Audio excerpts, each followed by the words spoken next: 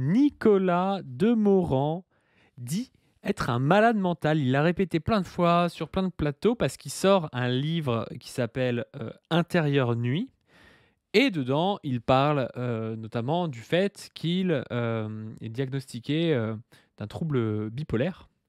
Donc il a des problèmes psychologiques, qu'il fait souvent des consultations, voire, j'ai pas lu le livre, je sais pas s'il parle d'hospitalisation, mais il dit qu'il va souvent à Sainte-Anne, donc je sais pas si c'est en consultation ou s'il a eu des hospitalisations en psychiatrie, mais en tout cas, voilà, c'est compliqué pour lui. Et donc lui, pour lui, il se décrit comme étant malade mental et je crois que rien que sur la première page de son livre, au vu des interviews que j'ai vues, il en parle 12 fois dans la première page, quoi, donc c'est vraiment quelque chose qui le touche. Avant de commencer tout ça, je voulais juste vous dire que je serai partie prenante d'une conférence. Donc n'hésitez pas, je vais vous mettre ça. Hop.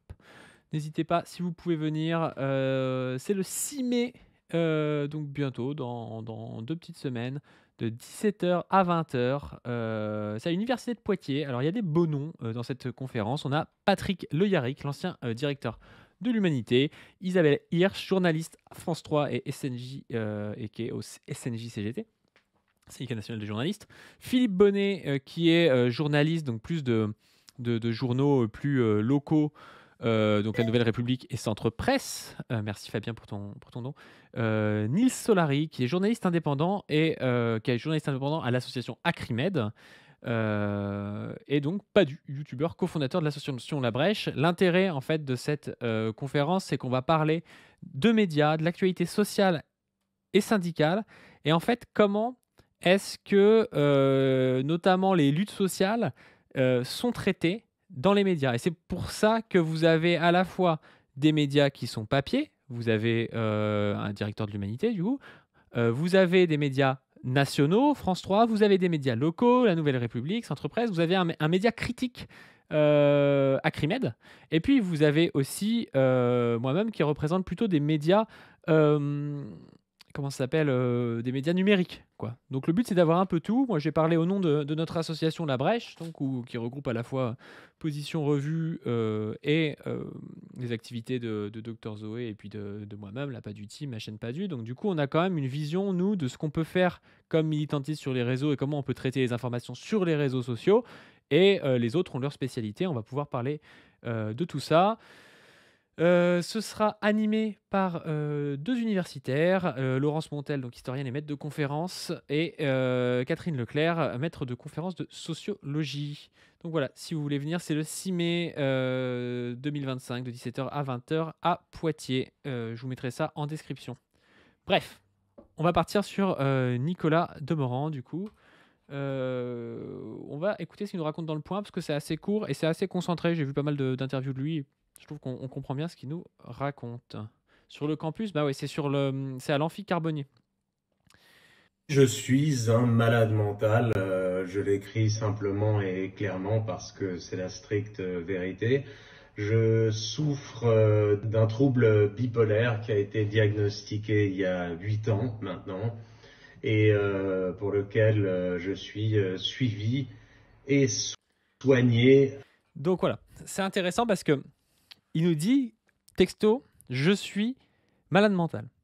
Moi, vous savez, j'en avais parlé notamment dans la vidéo sur Thibaut InShape, qui visitait un hôpital psy, et puis j'en ai parlé aussi dans le Zawatalk, j'en parle de temps en temps. Moi, j'aime pas ce terme, c'est un terme d'ailleurs qu'on n'utilise pas trop en psy, malade mental. Pourquoi? Parce que quand on parle de maladie mentale, en fait, la maladie, ça renvoie à un modèle assez biologisant, et notamment, ce serait des problématiques en fait où vous avez vraiment une cause définie, où on comprend bien la cause, ce qu'on appelle la physiopathologie en médecine. Et donc, par exemple, je sais pas, vous avez telle artère qui va se boucher. Pourquoi elle va se boucher? Parce que vous avez tel caillot de cholestérol je sais pas, qui a telle plaque de cholestérol dans vos artères qui a fini par relâcher un caillot, qui a bouché une artère. L'artère étant bouchée, elle ne va plus irriguer toute une partie du cerveau et vous faites un AVC. Ça, on comprend bien du coup comment ça s'est passé. Le problème, c'est qu'en psychiatrie et en psychologie, c'est pas du tout comme ça qu'on conçoit ce qu'on peut appeler à l'international, on dit des troubles. Moi, j'aime pas particulièrement ce terme non plus parce que des fois, il y a des choses comme par exemple le trouble du spectre autistique où, bah, en fait, un trouble, ça renvoie à un fonctionnement qui serait différent d'une norme et qui serait, différent d'une manière péjorative d'une norme. Il y a des gens qu'on peut diagnostiquer avec un trouble du spectre autistique, dont on peut dire qu'ils ont un fonctionnement différent de la majorité des gens, mais trouble, ça renvoie à quelque chose d'un peu péjoratif. En fait, on pourrait juste dire, bah, ils ont une particularité du fonctionnement. Donc des fois, je trouve que même le terme trouble, il est un petit peu jugeant et alors ça peut se ça pourrait s'argumenter sur, certains troubles qui sont, très graves. Je sais pas, je pense à des déficiences intellectuelles importantes, notamment quand elles sont, ce qu'on appelle syndromiques. C'est-à-dire que vous avez à la fois, je sais pas, une épilepsie, des troubles, des troubles moteurs, vous avez une déficience intellectuelle, vous avez tout un truc là où, bah, oui, du coup, c'est vrai que c'est très handicapant, et on peut considérer que c'est plutôt péjoratif parce que ça empêche la personne de fonctionner, vraiment au mieux, parfois d'atteindre une autonomie et tout ça. Mais bah, quand même, je vous dis, par exemple, le trouble du spectre autistique, aujourd'hui, il y a plein de gens qui, sont autistes et qui revendiquent le fait que c'est une particularité de fonctionnement qui n'est pas, forcément péjorative. Donc voilà, mais lui, il dit: «Maladie mentale». Une fois qu'on a dit ça, moi, je trouve que quand c'est Nicolas Demorand qui utilise ça, étant donné que, lui-même se définit comme ça et j'ai l'impression que ça lui permet de trouver un équilibre de se définir comme ça, c'est pas pareil. C'est-à-dire que moi, je critique ça quand c'est dans la bouche de gens qui sont des professionnels de santé, quand c'est dans la bouche de gens qui sont extérieurs, je sais pas, Thibaut InShape et tout, je trouve que c'est critiquable. Quand c'est quelqu'un qui lui-même, présente des difficultés sur le plan psychologique, qui dit: «Bah, voilà, moi je suis malade mental, je me définis comme ça, je veux briser le silence sur ce qu'il appelle la maladie mentale», pourquoi pas? Sincèrement, ce serait être un vieux con de lui dire: «Ah bah non, mais tu utilises pas le bon terme». C'est quand même lui, qui souffre, qui parle de ses souffrances. Il utilise un peu le terme qu'il veut. Mais moi, je voulais revenir, à travers cette vidéo aussi sur ce côté, pourquoi moi je critique ce terme de maladie mentale. Bref, après là, il nous dit donc qu'il a, Padu dit: «Il faut écouter la parole des concernés». Mais non, mais les concernés n'ont pas toujours raison, mais quand ils veulent parler de, d'une souffrance qu'ils ont eux-mêmes, tu peux pas ne pas les écouter, tu vois? La personne, souffre, de problématiques psychologiques, ça lui fait du bien de dire, que c'est un malade mental sur les plateaux parce qu'il brise le silence et c'est vrai qu'en disant ça, il a fait un gros buzz. Si ça se trouve, ça serait totalement passé sous silence de dire juste: «Bon, bah, voilà, je suis bipolaire et puis non, mais c'est pas grave en fait, je suis quelqu'un comme les autres». Il aurait dit ça, en fait, tout le monde s'en serait foutu. Donc c'est vrai qu'il y a une stratégie presque, de propagande, par rapport à, ce qu'est, la bipolarité qui est intéressante dans ce qu'il dit. Donc vraiment je vois pas pourquoi on devrait critiquer ça. Après bon, on va voir s'il en parle un peu plus après, mais il parle de bipolarité, on va peut-être pouvoir en parler. À l'hôpital Sainte-Anne, à Paris. En écrivant Intérieur Nuit, oui, j'ai eu la volonté de tout dire. Ouais, Demorand nous fait une grosse OP de com pour vendre son bouquin, surtout non. Oui, oui, oui, probablement. Mais est-ce que moi je pense que Demorand quand même, vu où il est placé, je pense qu'il gagne bien sa vie. Le livre, c'est pas non plus ce qui rapporte le plus, hein. Je pense qu'il y a quand même une démarche militante derrière tout ça et qu'écrire un livre sur ta bipolarité, voilà, je dis pas qu'il va pas gagner de l'argent en plus et qu'il va pas le vendre en plus, mais heu, c'est quand même une démarche au moins en partie militante, je pense. De ne surtout pas me cacher et d'encourager les malades à sortir de la gangue de silence dans laquelle j'ai failli mourir étouffé pendant de trop longues années. Ce qui est hyper intéressant, c'est que là, il appelle les malades, alors que c'est justement le fait de dire que les gens sont malades qui font que les gens ne sortent pas du silence, en fait. Si, on voit ton fonctionnement psychique comme étant maladif, c'est quand même dur d'arriver et de dire: «Bah, salut les copains, je suis un malade mental». Je veux dire, toi, ça marche pour faire, ton marketing et ton opération de com et tout. Ça va pas marcher, demain si tu arrives au boulot et que, je sais pas, on veut te confier une tâche et tu dis: «Non, non, mais moi j'ai une maladie mentale et tout», ben, on va peut-être pas te la poser.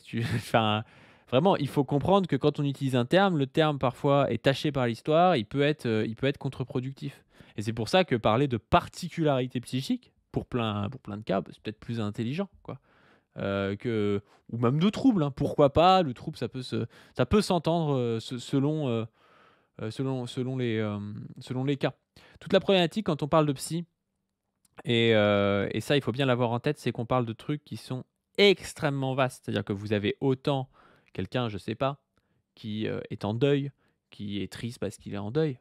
C'est même pas forcément psy, mais des fois, ça va être inclus dans des classifications comme le deuil pathologique. On va vous dire à partir de tel moment, si tu es encore triste et tout et que c'est peut-être pas normal et du coup, on va psychiatriser le truc et tout. Donc vous avez ça, qui paraît normal et pas si grave que ça et puis vous avez des gens qui, n'ont pas accès à la parole, n'ont pas accès à des formes de pensée un peu, complexes. Vous avez des gens qui sont, totalement délirants, qui doivent, hem, bah, qui représentent un danger pour eux-mêmes ou pour autrui parce que comme ils sont délirants, ils prennent le voisin pour l'antéchrist ou ils se prennent eux-mêmes pour je sais pas quoi et du coup, enfin voilà, vous avez des cas qui sont gravissimes et c'est compliqué de parler pour tout le monde, même quand on est concerné.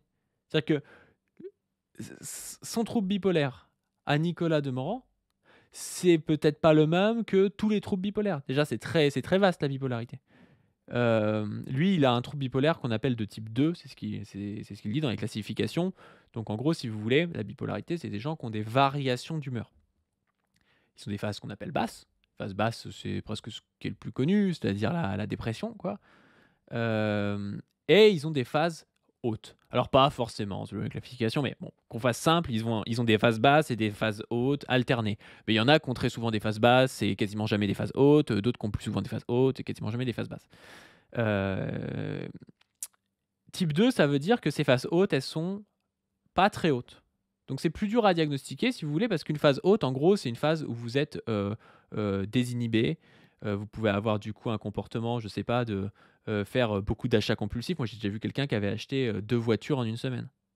Alors qui était pas du tout comme ça d'habitude, mais qui était totalement à fond, désinhibé comme ça. Il y a des désinhibitions aussi, sexuelles, où du coup, peut y avoir des prises de risques, peut y avoir, des prises de risques au volant, peut y avoir enfin voilà, c'est vous êtes à fond, vous êtes dans des projets, ça peut s'accompagner du coup de mégalomanie aussi, enfin de choses comme ça, quoi.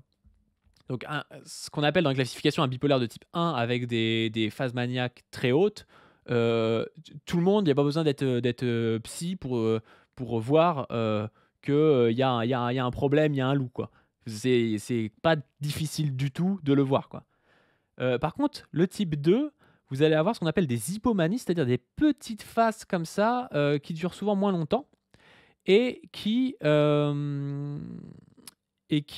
comment ça s'appelle? Qui sont un peu moins intenses. C'est-à-dire que vous allez avoir quelqu'un, je sais pas, qui d'habitude est normal, mais là qui va se mettre, à plus, je sais pas, chanter dans des soirées, faire plus de traits d'humour, un peu moins dormir, oui parce que la le sommeil aussi c'est très important quand vous êtes dans des phases hautes, vous dormez beaucoup, beaucoup, beaucoup moins, mais là ça va être, je sais pas, d'habitude la personne elle dort 7 heures, là elle dort, 5 heures, elle est pas fatiguée, elle est un peu à fond et tout et donc c'est plus dur, de voir que que ça fait partie, d'une symptomatologie bipolaire, parce que ça peut paraître normal et c'est même plutôt agréable. C'est des phases qui sont décrites par, les personnes qui sont bipolaires comme étant, heu, agréables. Je dormais moins, mais j'avais de l'énergie, je faisais plein de projets, plein de choses comme ça. Pourquoi est-ce que vous avez envie, de me donner, un traitement comme du lithium alors que moi je vais bien, quoi? Souvent vous avez ce discours-là, il est tout à fait compréhensif.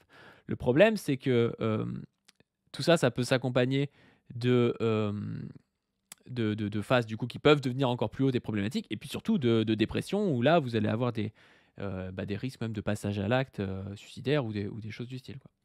Mais bon, bref. Lui, il nous dit qu'il a un trouble bipolaire de type 2, donc un certain trouble bipolaire. Alors, il y a d'autres types et tout, mais on va pas rentrer dans tous les détails. Il peut pas parler au nom, des troubles bipolaires de type 2, de tous les types 1, des gens qui ont, des, déficiences intellectuelles, des gens qui ont, qui sont schizophrènes et tout. On peut pas parler au nom de tout le monde. Il faut quand même se rendre compte qu'il est inséré socialement. Il y a beaucoup de gens, quand ils ont des grosses, grosses, grosses, des grosses problématiques psychiatriques, bah, ils arrivent même pas à être insérés socialement. Parce que la société est psychophobe, parce que la société est validiste aussi. Et bah, souvent, quand vous avez, je sais pas, vous développez une symptomatologie schizophrénique à l'âge de 15 ans, bah, vous allez pas, vous aviez, je sais pas, 14 de moyenne, ça se passait bien, bah, vous allez commencer à vous isoler, à avoir 8 de moyenne, vous n'allez pas avoir votre bac, donc vous n'allez pas avoir accès à des métiers aussi plus simples, vous allez vous retrouver comme ça sans diplôme. Au moment de vous réinsérer, on va vous proposer que des métiers qui sont physiques, qui sont durs. Moi, j'ai vu beaucoup de gens, par exemple, essayer de devenir serveur. Serveur, c'est un métier où bah, ça demandait énormément de planification. Vous êtes stressé, vous avez plein de commandes en même temps et tout. C'est compliqué quand vous êtes, par exemple, sous traitement ou quand bah, vous avez parfois aussi les phases délirantes, elles peuvent un peu vous avoir mis à mal au niveau cognitif. Vous pouvez perdre un peu du niveau cognitif, de la planification des choses et tout, et c'est pas facile, quoi. Donc, il ne peut pas parler pour tout le monde et il faut s'en rendre compte, quoi. Donc oui, il faut parler si vous pouvez. Dans le chat, il y a Frère Toc qui dit Demorand cherche à désamorcer le stigmate sur les maladies mentales en employant ce terme, ce qui est louable. Je suis d'accord. Non, mais ça, je suis d'accord, c'est pour ça que je l'ai dit dès le début. Lui, je comprends qu'il l'utilise, mais voilà, faut quand même aussi voir la limite que ça a. Et c'est normal, mais c'est un peu dommage. On voit souvent des gens comme lui témoigner qui, parce qu'ils ont une certaine place sociale et tout, il y a plein de gens qui ne sont pas à sa place, ne peuvent pas témoigner, vivent peut-être une autre réalité, n'ont peut-être pas envie qu'on les appelle malades mentaux, et il faut aussi en prendre compte, quoi. Serveur, c'est ultra fatigant si tu as même juste un peu d'anxiété sociale. Mais non, mais oui, oui, oui. Non, mais ce qui est ouf, en fait, c'est que c'est des métiers qui sont hyper durs, et que, ben, quand tu as eu un souci psy, que tu as raté un peu tes études, entre guillemets, ben souvent, on va te proposer ces métiers-là. Alors que c'est des métiers, parfois, ben, où tu peux pas, en fait. Et du coup, ben après, ça te renvoie une mauvaise image de toi. Tu te dis que t'es une merde parce que t'as pas réussi à t'insérer, alors qu'en fait, il y a très peu de gens qui pourraient être serveurs sur du long terme en plus, quoi. Serveur, c'est un taf de chien, même si ça. Ben ouais, ouais, ouais. Puis c'est des vrais tafs. Moi, je différencie souvent pas des vrais, des faux tafs, mais il y a des tafs où t'as des pauses, quoi. Il y a des tafs où t'es 8 heures au taf, mais en fait, tu bosses 5. Parce que t'as des temps comme ça, de latence et tout.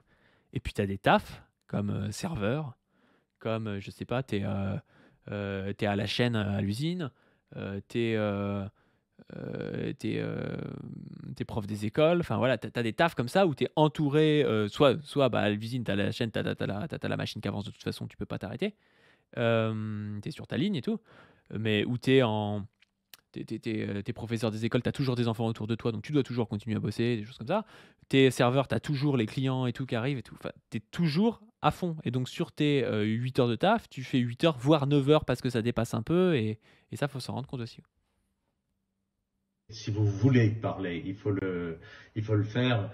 Et si un MeToo de la maladie mentale pouvait émerger, je pense que tous ceux qui souffrent aujourd'hui en silence et dans la honte, tous ceux qui rasent les murs, verraient leur vie sacrément améliorée.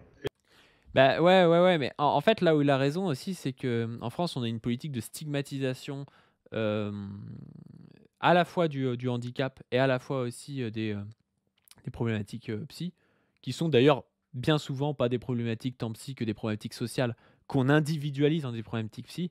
Ça, encore une fois, allez voir le Zawatol qu'on était avec Psychoquac, j'en ai longuement parlé. Il y a énormément de choses où on dit ah bah il y a un trouble psy individuel, et en fait bah, c'est des réactions individuelles normales à des situations sociales. Et ça, faut bien, bien, bien en avoir conscience parce que, bah oui, évidemment, si tu as été victime de 3 traumas graves et tout, enfant, adolescent, je sais pas, que ça se redéveloppe alors que c'était quelqu'un que t'aimais, des choses comme ça, bah oui, tu as un rapport ambivalent aux gens. Bah, est-ce que c'est une problématique individuelle de ta part et du coup on te dit, ah bah t'es borderline, machin et tout, c'est toi le problème? Ou est-ce qu'en fait, c'est bah, la société qui laisse souvent des agresseurs agressés, qui permettent, on va dire, tout un tas de systèmes de domination qui font que les femmes, en particulier, hein, il n'y a pas que les femmes, sont victimes de traumas dans la société, quoi. Évidemment, toi, quand tu es psy, bah, tu vas aider la personne en tant que telle parce que c'est la personne qui vient te voir et que tu peux pas changer la société. Mais il y a vraiment une double besogne psychiatrique à penser, c'est-à-dire ou psychologique. À la fois aider, aider la personne individuelle, mais se rendre compte que c'est jamais suffisant. Parce que c'est bien souvent la société qui crée les choses. D'ailleurs, on pourrait parler aussi des troubles bipolaires, hein. Les troubles bipolaires, heu, un grand truc qu'il faut pour des gens qui, donc ont tendance comme ça à avoir des changements d'humeur, au niveau, de la causalité. Encore une fois, on ne sait pas trop à quoi c'est dû, mais on sait qu'il y a une part héréditaire, évidemment une part environnementale et que c'est l'interaction des 2. C'est-à-dire qu'il y a des familles comme ça de gens, où il y a plusieurs bipolaires dans la famille. Hem Bah, le truc, c'est que, on sait qu'il faut des bonnes règles, d'hygiène de vie, quoi.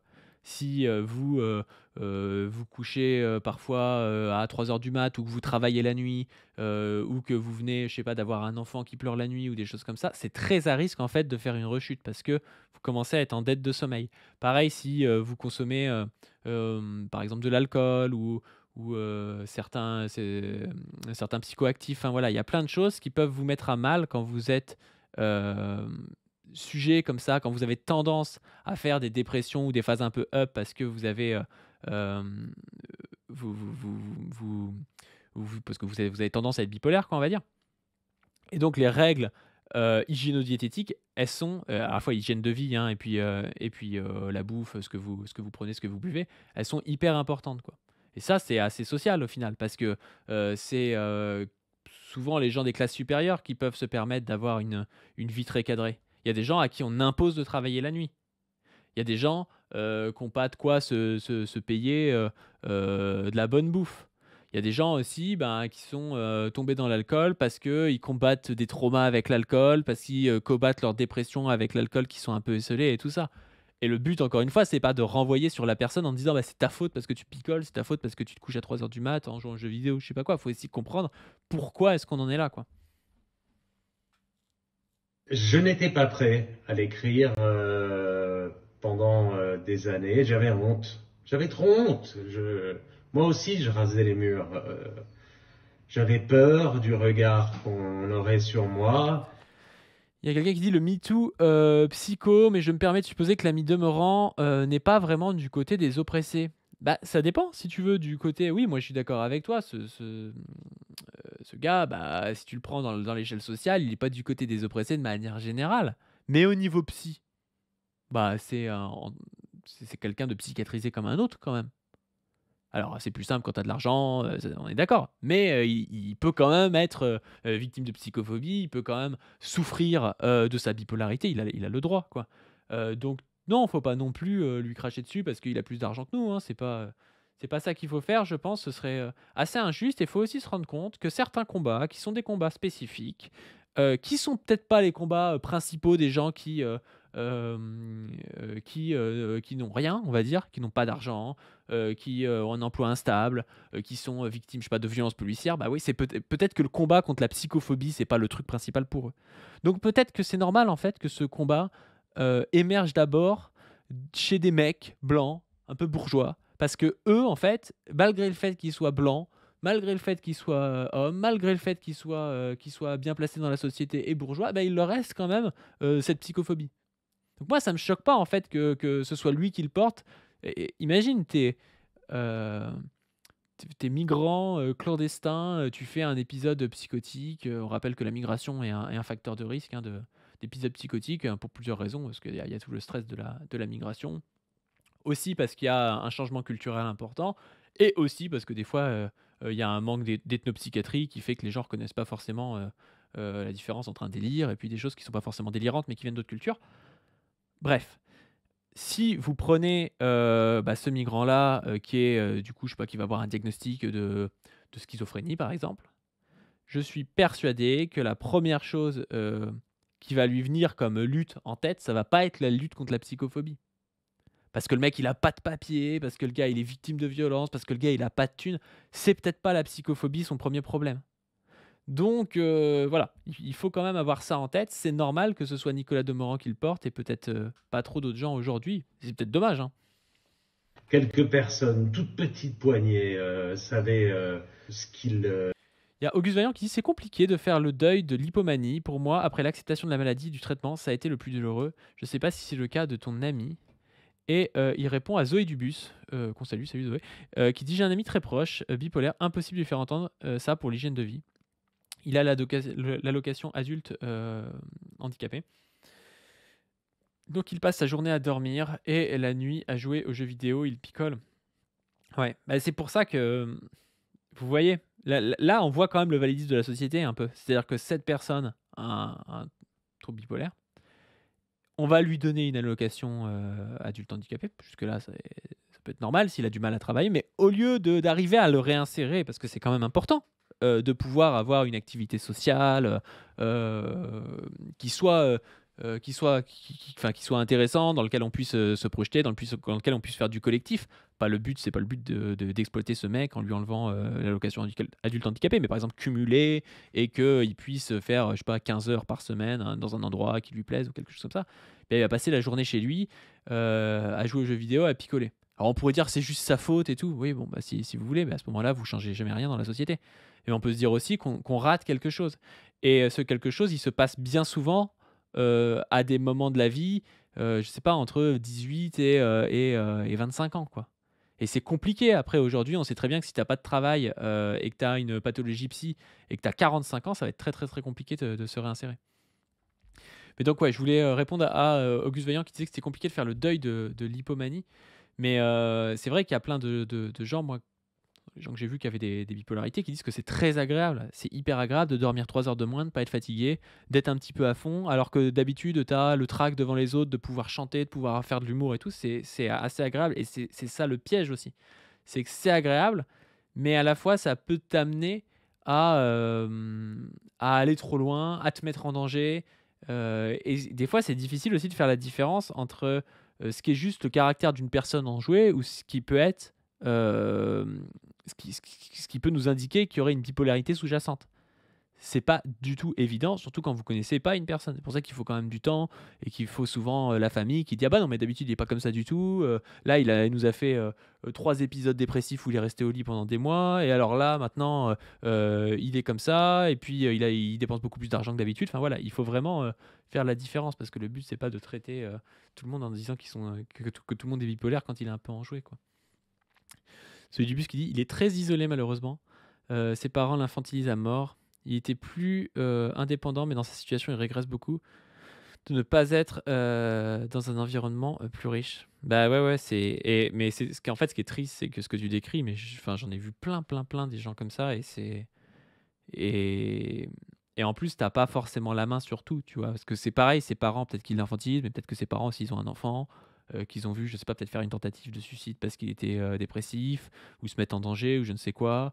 Euh, Peut-être qu'aussi l'annonce du diagnostic, le fait qu'il ait une allocation adulte handicapé, bah, ça stigmatise aussi, donc ils se disent qu'il faut vraiment le protéger. Enfin voilà, je ne sais pas du tout ce qui se passe et on peut jamais parler d'un cas qu'on connaît pas de manière sans avoir la personne concrète en face de soi. C'est vraiment le truc. On peut pas faire de généralité quoi. Mais c'est triste parce que bah, ces gens-là, comme on peut pas gagner d'argent dessus, en fait, tout le monde s'en fout, quoi.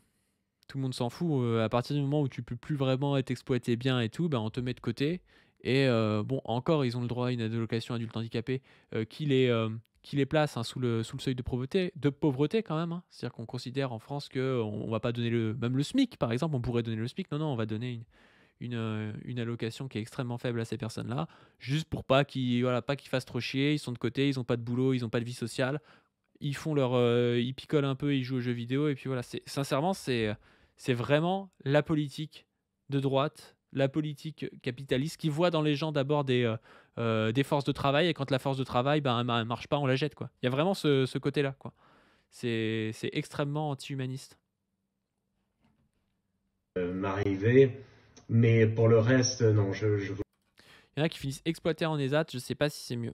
Bah ouais, les ESAT, on en a déjà parlé sur les chaînes. Les ESAT, elles ont été. La France a été de nombreuses fois condamnée au niveau international, pointée du doigt pour ses politiques envers les personnes avec handicap. Donc les ESAT, pour ceux qui ne connaissent pas, c'est des établissements pour adultes avec des handicaps où il y a du travail pour ces adultes. Le problème, déjà jusqu'en 2024, il n'y avait pas le droit de grève et syndical, je crois.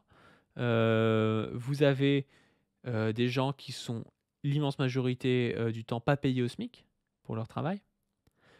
Vous avez, une politique aussi, qui est de la ségrégation. C'est-à-dire qu'en France, on se dit: «Bah, ces personnes qui n'ont peut-être pas la capacité d'être aussi, productives que d'autres, de faire un travail entre guillemets «normal», de se soumettre à leur patron comme n'importe qui, et ben, ce qu'on va faire, c'est que, ces personnes-là, on va les mettre de côté dans des endroits où ils sont entre eux avec, des éducateurs, des gens qui les gèrent un peu». Enfin, c'est pour ça aussi que, la les particularités psychiatriques ou les déficiences intellectuelles, les handicaps et tout sont, très mal vus dans la société, que la société est validiste et psychophobe. C'est parce qu'en fait, la plupart d'entre vous, vous n'avez jamais vu ou quasiment jamais vu ces personnes, et en fait, les seuls regards que ces personnes ont, c'est des regards d'encadrants ou des regards de soignants, et c'est pas normal, en fait, et c'est pareil pour les enfants. C'est-à-dire que les enfants, dès qu'ils sont petits, ils vont être mis en IME et après ils vont être mis en ESAT, et donc en fait, vous avez un parcours, de vie où vous ne voyez jamais ces gens, et donc vous ne les considérez pas comme dans une humanité commune avec vous, parce que ces gens, vous ne les connaissez pas, et heu, c'est tout à fait possible que si vous, voyez, des gens qui bossent en ESAT, vous ayez enfin, vous ayez une réaction en mode: «C'est bizarre», en mode presque vous avez peur de ces personnes-là parce que vous êtes pas du tout habitué à voir des gens qui, sont différents de vous, tant sur le plan physique que sur le plan du comportement, enfin voilà, et le scandale, il est là.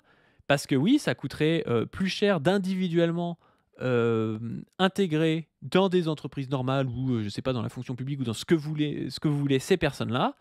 Parce que, en fait, au lieu d'avoir, un encadrant pour 4 personnes, il faudrait peut-être un encadrant par entreprise, ou alors il faudrait, que l'entreprise elle-même, elle se restructure, et donc en fait, ça coûterait plus cher. C'est sincèrement une question de thunes, et c'est plus simple de ségréguer les handicapés en France que de leur permettre de faire partie de la société. Pourtant, si vous aviez tous, dans vos entreprises, dans vos services administratifs, dans votre fonction publique ou ce que vous voulez, des gens avec des handicaps, notamment des handicaps intellectuels, ça vous ouvrirait largement l'esprit, en fait, parce que vous vous rendrez compte que, derrière des personnes parfois, oui, qui ont des troubles, qui ont des difficultés, d'accès à certaines fonctions cognitives, je sais pas, à la mémoire, à la planification, à plein de choses, derrière ça, il y a des êtres humains. Et vous vous en rendrez compte, ça deviendrait vos amis aussi, et en fait, vous auriez une relation humaine avec ces gens-là, plutôt que d'avoir une relation d'extériorité, de «c'est bizarre», de «qui c'est», et les seules fois où vous les voyez, c'est des soignants, en fait, qui objectivent leur fonction cognitive, quoi. C'est tout le problème est là, en fait. D'autant plus que du coup, si, il y a juste comme choix, soit d'aller en ESAT, soit, de rester chez soi, du coup, à pas faire grand-chose et tout, peut-être qu'en fait, l'ESAT, c'est le moins pire. Et le pire est là, c'est-à-dire qu'entre quelqu'un qui va être toute la journée chez lui, à avoir aucune vie sociale, et quelqu'un dont la vie sociale, ça va être les ZAD, qui est quand même un truc où tu es exploité, où tu es entre personnes handicapées, déjà pour voir les patients que je vois qui sont en ESAT, ils sont beaucoup plus contents d'aller en ESAT en général, et c'est la seule possibilité d'avoir une vie sociale, quoi. C'est quand même quelque chose d'assez ouf. Et comme en plus il y a aucune représentation politique de ces, personnes-là, c'est pas demain la veille qu'ils vont obtenir les droits qu'ils méritent, quoi. À part si, il y a un mouvement vraiment progressiste qui prend conscience de ça, mais je vous rappelle que même la France insoumise, par exemple, est relativement faible, hein, sur la question. Je veux dire, le programme de la France insoumise là-dessus, et le discours de la France insoumise, c'est: «Il faut ouvrir plus de places en ESAT». Ah oui, si tu veux, peut-être qu'ouvrir plus de places en ESAT, ça permettra d'intégrer plus de gens en ESAT, mais est-ce qu'on peut pas remettre en question les ESAT? Est-ce qu'on peut pas se dire: «Ah bah non, mais en fait, il faut abolir les ESAT et il faut intégrer ces personnes qui sont des personnes comme les autres dans un travail comme tout le monde, où on va l'adapter à leurs possibilités, où ils vont avoir des collègues, où on va, employer plus d'encadrants, plus d'éducateurs», je sais pas, enfin, il y aurait plein de choses à faire qui seraient beaucoup plus humanistes. Mais pour ça, il faudrait, prendre conscience du problème, plutôt que de le mettre sous le tapis. Et en fait, je pense qu'on est un peu victime aussi d'être dépendant, en fait, du discours soignant là-dessus. Je pense que quand on prend le discours de la France insoumise, c'est pas, en fait, je prends la France insoumise parce que pour moi, c'est le gros parti, de gauche sérieux en France. Donc c'est pour ça que je les prends, mais les autres partis sont pareils, voire pires. Hem, qui ils écoutent pour se dire, qu'est-ce qu'il faut faire des ESAT? Ils demandent aux soignants. Or, la plupart des soignants, le problème d'un médecin quand il a un patient en face de lui qui a une déficience intellectuelle, c'est comment est-ce qu'on fait pour qu'il s'occupe les journées? Ah bah tiens, il faudrait une place en ESAT. son problème, le problème concret, il est là pour lui. Et il se dit pas: «Bah, tiens, on pourrait faire différemment». C'est pareil, je sais pas, si vous êtes dans un service de gériatrie, vous voulez faire sortir un patient, il ne veut plus retourner chez lui, bah, vous vous dites: «Bah, comment je fais pour lui trouver une place en EHPAD?» Vous n'êtes pas là en train de remettre en cause l'EHPAD lui-même, non, bah, votre problème, c'est comment est-ce que vous faites pour que cette personne, qui n'a plus besoin des soins de l'hôpital puisse rentrer, puisse rentrer chez elle, et puis, ou du coup, si elle peut pas rentrer chez elle, bah, qu'elle aille en EHPAD, quoi. Et la problématique, je pense, elle est là, c'est que si on demande aux soignants, qui sont pas forcément, formés sur la question du validisme, bah, qu'est-ce qu'il faut faire des patients, avec des handicaps? Ils vont dire: «Bah, il faut les envoyer en ESAT parce que nous, ce qu'on a besoin, c'est d'avoir plus de places d'ESAT pour les envoyer plus rapidement en ESAT, quoi». C'est ça le problème. Je voulais pas parler. On peut vivre évidemment avec la bipolarité à la condition d'être bien soigné.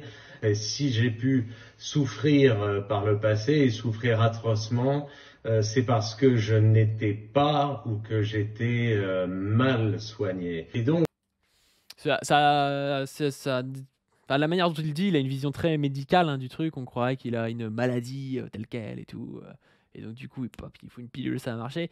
Ça dépend des gens, ça dépend de votre trouble. C'est très difficile à dire.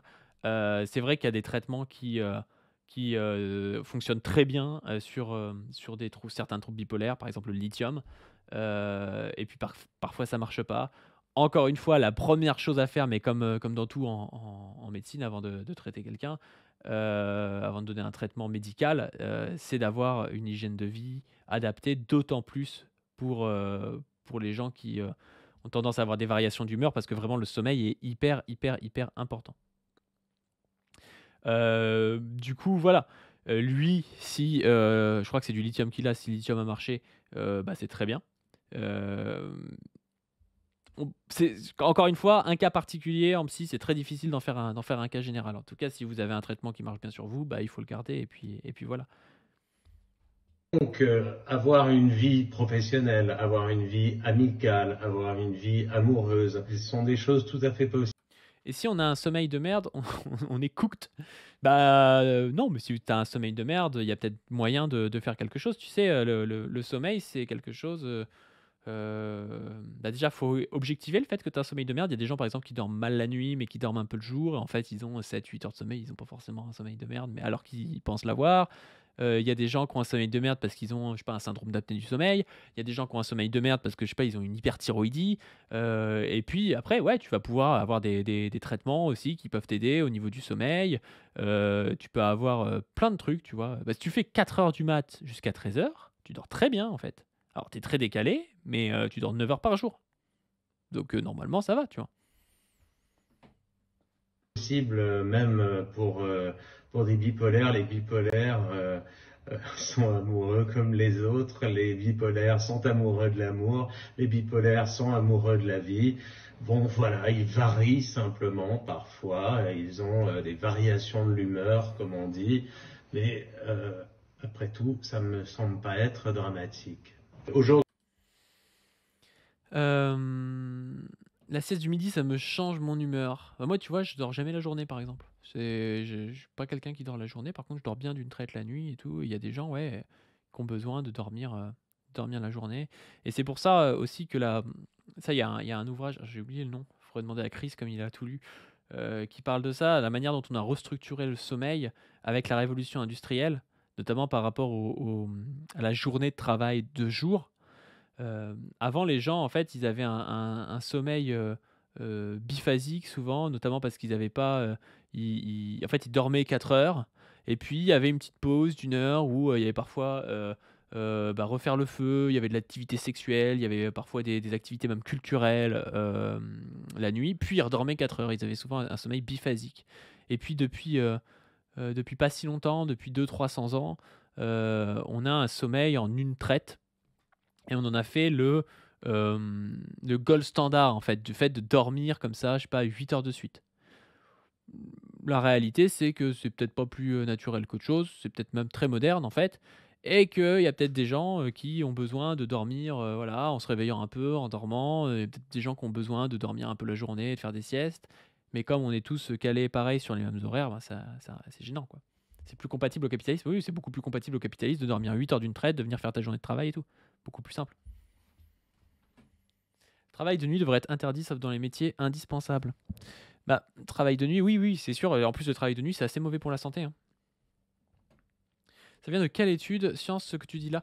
Je sais plus le nom du bouquin. C'est peut-être la révolution du sommeil ou un truc comme ça. La grande je crois que c'est ça. Ouais, la grande transformation du sommeil. Comment la révolution industrielle a bouleversé nos nuits de Roger Ekirch. Aujourd'hui, je veux parler parce que j'ai eu l'impression de crever en silence et j'aimerais bien dire qu'il est possible de parler et que crever en silence n'est pas un destin pour les malades mentaux. Et dites malades mentaux, malades mentales. Ah, juste quand même, c'est un privilège de pouvoir se qualifier de malade mental. Je veux quand même l'avouer. Je pense que c'est un privilège. Je pense que ça ne va pas vous ouvrir des portes si vous n'êtes pas Nicolas Demorand. Ça va peut-être même vous enfermer. Et si vous n'avez pas envie de le dire, et si vous avez un trouble ou une particularité psy, et que vous n'avez pas envie de le dire à vos collègues et à vos amis, vous faites ce que vous voulez. Voilà. Manque plus que taré. Ouais, c'est ça. Dites que vous êtes taré. Non, mais c'est un peu ridicule. Quoi. C'est pas un stigmate. Il n'y a pas de quoi en avoir honte. On n'arrête pas de parler du point en ce moment. Donc voilà, Nicolas Demorand, malade mental. Je ne sais pas ce que vous en avez pensé. Je suis zinzin, disent certains. N'hésitez pas aussi à dire dans les commentaires si vous avez envie qu'on fasse d'autres capsules comme ça sur la psy. On peut parler de psy de temps en temps. Moi, en tout cas, ça m'intéresse. N'hésitez pas aussi à vous abonner à cette chaîne, à venir du coup à la conférence le 6 mai, 17h à Poitiers. Je vous mets ça en lien. Et n'hésitez pas aussi à vous abonner donc à la chaîne ma chaîne personnelle, à donner sur le Tipeee, à vous abonner à toutes les chaînes de tout le monde vous connaissez, Dr Zoé, le Twitter de Position Revue, le site de Position Revue et tout ça. Et sur ce, on vous dit à